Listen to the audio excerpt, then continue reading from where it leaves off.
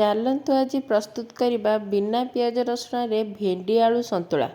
ଏମିତି ଥରେ ଆପଣ ବନେଇକି ଖାଆନ୍ତୁ, ଭାବୁଛି ଆପଣଙ୍କୁ ନିଶ୍ଚିତ ପସନ୍ଦ ଆସିବ। ତ ଆପଣମାନେ ଦେଖିପାରୁଥିବେ ଭେଣ୍ଡିକି ମୁଁ ଟିକେ ବଡ଼ ବଡ଼ ଖଣ୍ଡ କରିକି କାଟି ଦେଇଛି। ତାପରେ ଦୁଇଟି ବଡ଼ ସାଇଜ୍ର ଆଳୁକୁ ଏହିପରି ଲମ୍ବା ଲମ୍ବା କରି କାଟି ନେଇଛି। ଆମ ଘରକୁ କୁଣିଆ ଆସିଥିଲେ, ତ ତାଙ୍କ ଭିତରୁ ମୋ ମାଉସୀ ଯିଏ ସିଏ ବିନା ପିଆଜ ରସୁଣ ଖାଆନ୍ତି।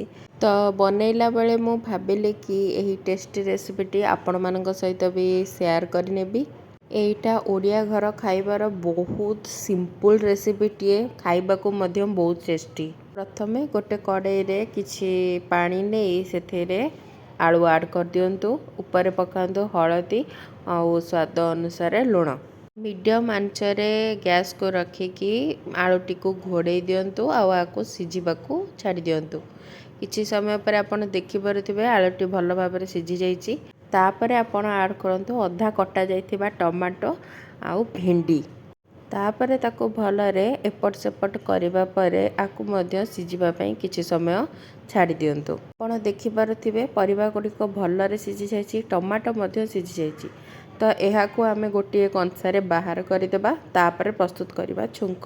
ସେହି କଡ଼େଇରେ ଗୋଟିଏ ଚାମଚ ତେଲ ନେଇ ପକାନ୍ତୁ ଶୁଖିଲା ଲଙ୍କା, ହାଫ୍ ଟେବୁଲ୍ ସ୍ପୁନ୍ ଜିରା ଆଉ ହାଫ୍ ଟେବୁଲ୍ ସ୍ପୁନ୍ ସୋରିଷ। ଦେଖିପାରୁଥିବେ ଆପଣ ଏହା ଭଲ ଭାବରେ ଫୁଟି ଯାଇଛି। ଫୁଟିଲା ପରେ ସାଙ୍ଗେ ସାଙ୍ଗେ ଆପଣ ଆଡ଼୍ କରିଦେବେ ଯେଉଁ ସିଝା ହେଇଥିବା ପରିବାକୁ। ଆଡ଼୍ କରିବା ପରେ ଏକଦମ ସାଙ୍ଗେ ସାଙ୍ଗେ ଗୋଳେଇକି ଆପଣଙ୍କୁ ଗ୍ୟାସ୍ ବନ୍ଦ କରିଦେବାର ଅଛି। ତାପରେ ଆପଣ ଦେଖିବେ ବହୁତ ଟେଷ୍ଟି ସନ୍ତୁଳା ହେଇ ଆପଣଙ୍କର ରେଡ଼ି ହେଇଯିବ। ଭିଡ଼ିଓ ଯଦି ଆପଣଙ୍କୁ ଭଲ ଲାଗିଛି ତାହେଲେ ସବସ୍କ୍ରାଇବ୍ଟିଏ ନିଶ୍ଚିତ କରିବେ।